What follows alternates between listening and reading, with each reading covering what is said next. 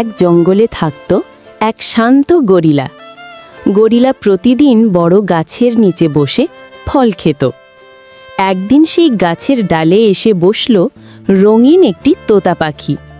তোতা খুব কথা বলতে ভালোবাসত, আর গরিলা খুব শান্ত স্বভাবের। তোতা গরিলাকে বলল, তুমি সবসময় একা বসে থাকো কেন? গরিলা বলল, কেউ আমার সাথে খেলতে চায় না।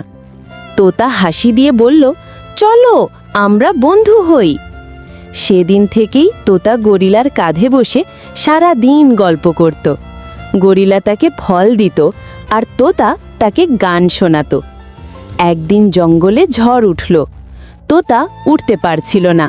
গরিলা তাকে নিজের বুকে জড়িয়ে নিরাপদ জায়গায় নিয়ে গেল। ঝড় শেষ হলে তোতা বলল, তুমি সত্যিকারের বন্ধু। গরিলা হাসল, তুমিও।